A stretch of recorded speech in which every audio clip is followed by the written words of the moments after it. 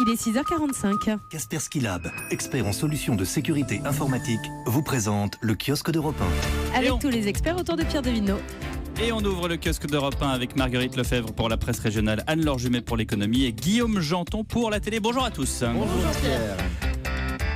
Quelques titres de la presse nationale. D'abord ce matin, enquête sur une cavale meurtrière, 24 heures d'une dérive sanglante dans la Drôme. Titre Le Parisien aujourd'hui en France, ce jeune de 23 ans qui a laissé 3 morts derrière lui. Explication notamment d'un psychiatre de l'hôpital Sainte-Anne sur ce qu'est une bouffée délirante génératrice de comportements agressifs. Le recul du chômage bien sûr, c'est la une des Échos.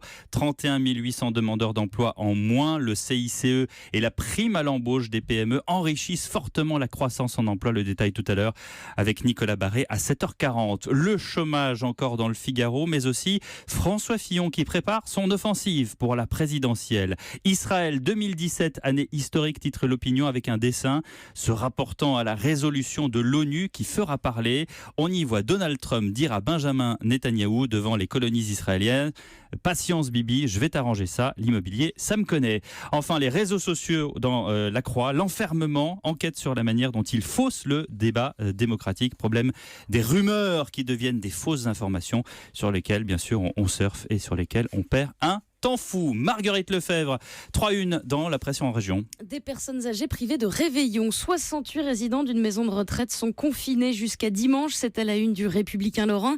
En cause, une épidémie de grippe dans un établissement de Vic-sur-Seille, près de Nancy. Tous les résidents doivent rester dans leur chambre, privés de visite et donc de soirée du 31 décembre. La Nouvelle République fait sa une ce matin sur les chantiers navals de Saint-Nazaire. Les paquebots STX attendent un capitaine, titre le journal.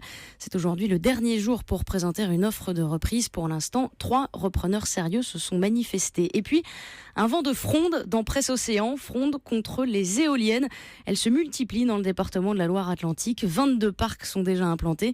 Mais cela ne fait pas que des heureux. De plus en plus de riverains mécontents déposent des recours devant les tribunaux administratifs. L'histoire du jour, Marguerite, elle nous emmène dans la Manche où l'on trouve un distributeur automatique qui n'offre pas forcément des barres chocolatées. Non, on est assez loin des barres chocolatées puisque ce distributeur qui se trouve à Pirou, près de Saint-Lô, dans ce distributeur, vous trouvez des huîtres, des crevettes, des bulots, que des fruits de mer méticuleusement placés dans des compartiments réfrigérés. Le principe est le même qu'un distributeur traditionnel. Vous payez et la petite caisse correspondante s'ouvre. C'est la Manche Libre qui nous raconte ce matin l'histoire de ce succès.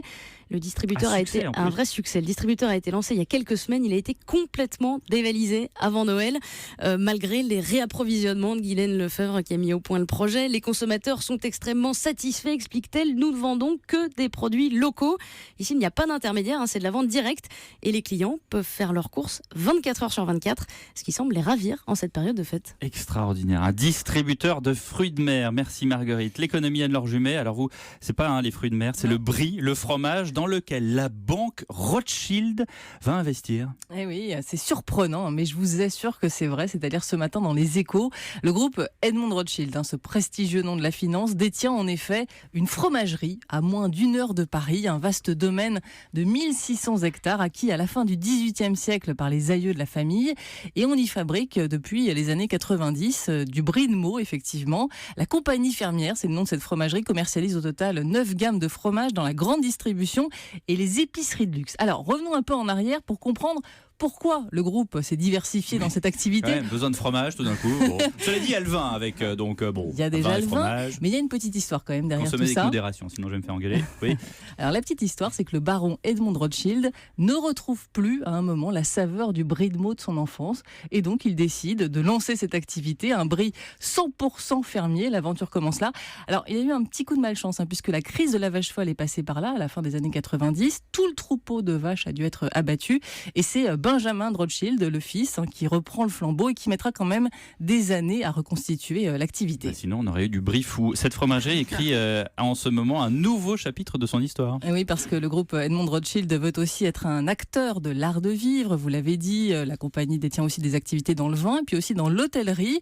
Et donc, l'activité fromagerie, logiquement, est en train de monter en gamme.